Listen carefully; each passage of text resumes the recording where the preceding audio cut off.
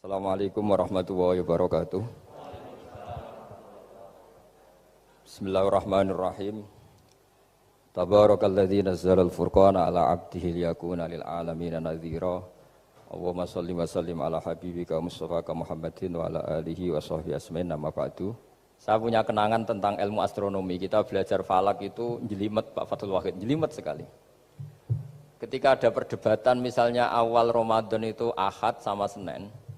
Saya lagi misalnya Ahad, Minggu sama Senin. Karena kita ini di pesantren kalau bilang Minggu itu kadang dilarang, harus bilang Ahad. Apalagi kiainya Pak Fathul Wahid di Kudus, Kiai Torehan itu fanatik itu, enggak boleh orang bilang Minggu, harus bilang Ahad. Yang lucu itu ada seorang kiai yang sangat fanatik terhadap Islam, itu enggak mau kalendernya ditulis kenaikan wafat Isa Al-Masih. Karena keyakinan umat Islam bukan Isa yang wafat tapi Sibeh Isa. Itu di kalender Kudus kan wafatnya dalam kurung Sibeh Isa. Ya, yang menyerupai Isa. Jadi saking fanatiknya tetap menulis sesuai keyakinan. Saya teruskan. Orang kadang bilang begini, cara orang yang tidak mendalami ilmu. Sama-sama kiai, sama-sama ormas Islam kok beda awal Ramadan, sehingga jadi debat Ahad atau Minggu sama Senin. Saya punya mak-mak ya, kalau orang sepuh itu yang dulu ikut buyut saya, jadi saya ini generasi kelima, itu orang itu muammar, ditakdir umurnya panjang. Itu bilang gini, Gus, sebetulnya untuk tahu kalender yang benar mana itu gampang katanya. Cari tanggal 15, nanti kelihatan siapa yang salah. Ternyata betul. Kalau dihitung Ahad, nanti 15-nya misalnya jatuh hari apa, nanti kelihatan ternyata pas yang dikatakan 15 versi Ahad itu bulan belum purnama. Purnamanya itu di versi mereka yang tanggal 16. Berarti benar mana? Yang Senin kan? Tapi yang versi Senin ternyata betul pas 15 pas purnama. Artinya apa? Allah menyediakan perangkat untuk menguji Senin apa Ahad dengan cara awam, yaitu nunggu tanggal 15. Artinya gini, kata siapa yang tahu itu hanya orang pinter gitu. Orang awam juga bisa tahu. Karena agama ini milik bersama, ya milik orang pinter, milik yang tidak pinter. Sehingga dalam pola-pola Islam, di antara madhab Syadzili, madhab Thariqah Naqsyabandiyah, itu beliau di antara kampanyenya gini, kata Thariqah Naqsyabandiyah. Thariqah kami ini yastawi fistifadatiha ar-rijalu wasibyan. Popularitas Thariqah saya mudahnya difahami ini antara orang pinter yang sudah dewasa sama anak-anak kecil ini sama. Kenapa demikian? Kalau dalam filosofi kebenaran itu ada pepatah fa innal haqqa adharu min syamsidz dhahirah. Kebenaran itu lebih jelas ketimbang matahari di siang hari. Sehingga mereka dengan mudahnya mensifati Allah misalnya az-zahir, zat yang begitu jelas. Kenapa Allah begitu jelas? Karena ulama dulu cara, kalau dalam bahasa pondok mensifati, menstatuskan. Alam raya ini maujud. Maujud itu ada. Di mana-mana sesuatu yang ada itu ya diciptakan oleh yang ada. Masa tidak ada kok menciptakan yang ada. Sehingga mereka tidak pernah tertarik sama faham komunis, ateis, bahwa alam ini dimulai dari ketiadaan. Pertanyaannya adalah bagaimana sesuatu yang tiada menyebabkan yang ada. Sehingga ulama dulu pinter, sifat wajib itu apa? Wujud. Karena alam raya ini kadung wujud, kadung maujudat, maka Allah harus wujud. Berhubung wujudnya Allah itu wujud penyebab, harus qadim atau harus awal. Masa penyebab datangnya terlambat dulu yang jadi efek dari penyebab itu.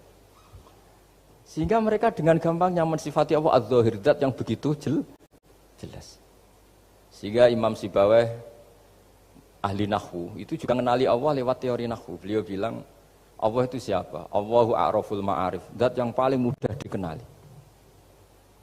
Nah, sehingga tadi seperti yang dikatakan Pak Rektor, sebetulnya perangkat ilmu seperti tadi menemukan bulan itu di antaranya ditemukan kalau bulan tuh enggak rata itu ya lewat teori gambar, karena sekian jarak punya akibat sekian, punya misalnya kita melihat gunung kelihatannya indah, padahal di situ ya ada lubangnya, ada pohon yang tertebang, ada pemandangan yang enggak indah, tapi gara-gara dilihat dari jauh semuanya indah.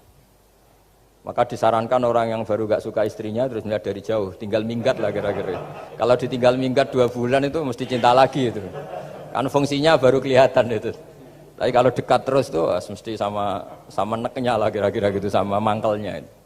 Sehingga itu ya dipakai teori juga dalam silaturahim. Di agama terkenal ada pepatah zuruhibban tasdad hubban. Jadi ya jangan sering ketemu, nanti kamu gampang cinta. Kalau sering ketemu ya gampang bosen lah kira-kira seperti itu.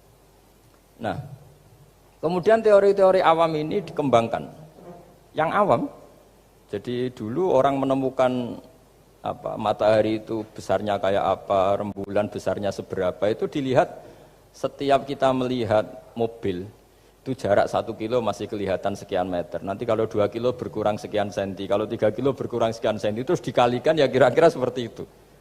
Kalau rembulan masih kelihatan segede itu berarti kali sekian pengurangan tadi. Terus ditemukan. Makanya kita Pak Fathul Wahid yang di pesantren, yang memang serius ngaji, itu di situ ada ilmu falak, itu ditemukan sebelum ada teknologi. Jadi kita tahu gerhana itu lamanya berapa, terus yang kena gerhana sisi mana, terus itu dihitung. Karena dari dulu sains, ilmu itu di atas teknologi. Jadi kalau keyakinan kita di pesantren, teknologi itu hanya menyumbang nggak sampai 30%. Jadi orang bisa menemukan pesawat misalnya itu karena melempar batu, kalau masih ada tekanan batu itu tidak akan jatuh. Padahal batu itu tidak ada mesinnya, asal ada tekanan dia tidak jatuh. Terus dihitung kecepatan berapa yang menjamin sesuai itu tidak jatuh. Hanya ditemukan pesawat, meskipun mau landing harus tetap banter, karena kalau tidak banter jatuh. Itu dihitung, artinya dari sains dulu baru ditemukan teknologinya untuk gimana supaya tetap kecepatan sekian itu ketika mau landing. Nggak boleh pesawat direm, kalau direm ya jatuh karena tadi seperti batu dilempar dia nggak jatuh ya kalau masih ada tekanan. Sehingga instrumen itu ditemukan juga di bab tauhid. Saya punya kitab namanya Hasyiatut Turmusi, dikarang ulama top Indonesia namanya Syekh Mahfud At-Turmusi. Itu beliau cerita Imam Al-Amudi itu ulama top, tapi dia itu unik, tiap ngajar santrinya itu ngajar matematika, ngajar ilmu eksak. Terus ditanya, sampai muridnya itu ragu, ini guruku masuk surga enggak, ini kiai kok hanya ngajar matematika. Ya kira-kira ngajar, ya seperti mahasiswa jenengan kan, ini rektor masuk surga enggak, ngomong teknik terus gitu loh. Tapi gurunya kayaknya enggak terima, diudhoni santrinya itu enggak terima, karena beliau seorang wali. Murid-muridnya itu bermimpi. Ini penting saya ceritakan, mungkin agak aneh di dunia kampus ya, di bab ini. Kalau dalam teori kita, Pak On itu, mimpi sama nyata, melihat itu otoritatif mimpi. Ini yang agak aneh di ilmu pesantren. Jadi melihat jenengan langsung dengan mimpi itu otoritatif mimpi. Karena mimpi, ru'yal mukmin dijamin oleh Rasulullah sama dengan 46 juz'un minan nubuwah. Jadi persennya itu besar sekali, 46% dari juz'un minan nubuwah, otoritatifnya. Nah tentu tidur yang benar. Logikanya gini, kata-kata kitab-kitab menjelaskan. Orang kalau melihat langsung itu pasti terpengaruhi oleh cinta atau tidak cinta, senang atau tidak senang, sedang butuh apa enggak. Jadi kalau saya sedang butuh dengan Pak Rektor itu melihatnya dengan penuh harapan. Jadi kalau saya sakit mau mati itu senang lihat dokter karena ini harapan, Rektor nggak ngefek gitu kan gitu. Tapi kalau saya politikus ngelihat ketua partai itu lebih respect ketimbang melihat dokter. Jadi gara-gara banyak kepentingan ini melihat itu nggak pernah jujur gitu. Nggak pernah jujur. Jadi kebodohan manusia justru karena melihat itu kalau dalam teori kita. Makanya kalau dalam teori pesantren itu kebalik, anna sunyamun wa idza matu intabahu. Manusia itu hakikatnya tidur, baru setelah mati bangun. Misalnya kita di dunia nganggap uang itu penting, harta itu penting, jabatan penting. Setelah kita mati ternyata yang paling penting itu hanya sujud. Karena kamu itu kenangan ketemu Allah terbaik itu sujud. Yang kita anggap penting di dunia semuanya tidak penting. Yang kita anggap sepele kayak sholat ternyata itu super penting. Tapi sadar itu nunggu nanti di akhirat. Nah, saya ini termasuk syukur yang sadar sebelum sampai akhirat. Jadi termasuk orang yang beruntung gitu. Nah, kenapa mimpi itu begitu penting? Karena tadi ketika orang tidur itu off semua, sistem sarafnya, sistem apanya. Yang ada hanya pengendalian Tuhan. Karena dia tidak bisa mengendalikan dirinya sendiri. Apalagi kalau tidurnya benar ya tentu pakai wudhu, terus pakai doa-doa, terus menghadap kayak mayit itulah, standar mayit itu menghadap ke kiblat kayak posisi mayit itu. Sehingga dia ada intervensi pada dirinya sendiri, ya tidak punya keinginan dari dirinya sendiri. Kamu kan nggak bisa ingin, wah tidur ingin ketemu wanita cantik kan tidak bisa nentukan gitu. Akhirnya ya benar-benar hanya milik Allah. Apalagi kalau kita bacanya benar, terus pikirannya benar. Makanya uniknya dalam Islam adalah doa mau tidur dengan wiridan setelah sholat itu ajarannya Nabi banyak mau tidur. Wiridan subhanallah 33, alhamdulillah 33, Allahu akbar 33 dan disempurnakan seterusnya itu ijazah Nabi kepada Sayyidah Fatimah itu untuk mau apa? Tidur. Bismika wada'tu jambi wa bismika arfa'u. Sampai doanya panjang. Allahumma aljatu zuhri ilaika. Panjang sekali doa mau tidur. Saya yakin jenengan ndak hafal dan ndak. Paling ya bismika wada'tu jambi apa? Bismika Allahumma ahyawam. Itu sebagian ustadz bilang itu doa ngaji katanya.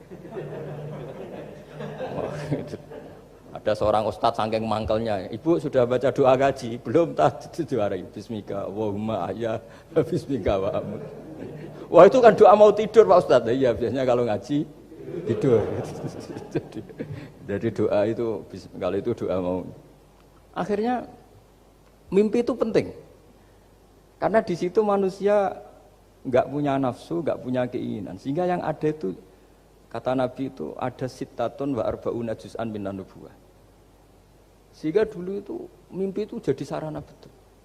Kita tahu kan cerita orang-orang dulu, Fir'aun itu kurang jahatnya, kurang kelirunya. Dia mimpi ada api dari Bani Israel yang membakar kerajaannya. Dan semua pentawilnya sepakat, itu maksudnya Anda akan dihabisin kerajaan Anda oleh bayi dari Bani Israel. Begitu juga raja zaman Nabi Yusuf, itu mimpi kalau ngalami ada 7 sapi yang gendut, dimakan oleh 7 sapi yang kurus. Jadi mimpi itu sarana, bahkan dari orang kafir. Karena ya tadi yang preman ya enggak ada premannya, yang soleh ya enggak ada solehnya, semua dikendalikan oleh Allah Ta'ala pas tidur. Sehingga tidur ini menurut agama lebih otoritatif, asal dengan tidur yang benar. Jangan tidur sambil ngerokok, terus terbangun karena ininya kena itu.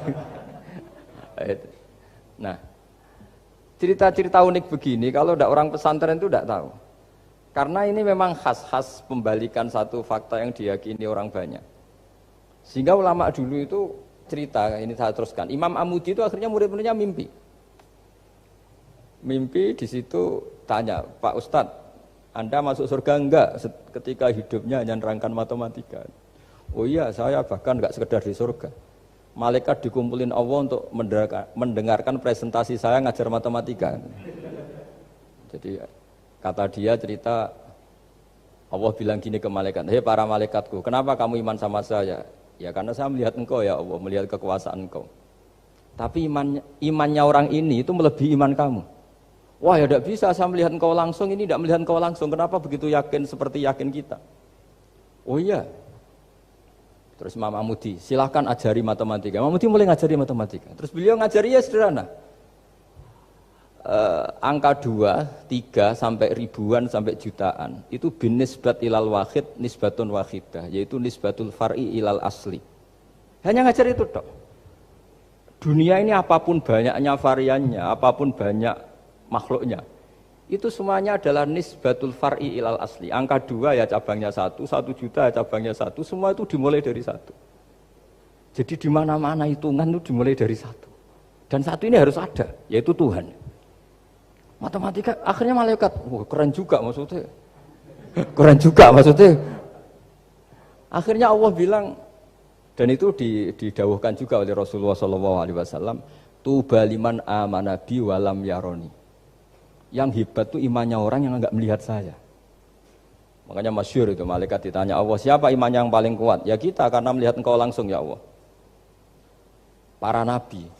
Terus tapi yang dari sekian pertanyaan itu jawab sama, yang paling ajaib adalah umat-umat Muhammad di akhir zaman, enggak menangi nabinya, juga enggak pernah lihat surga neraka, tapi iman sama saya.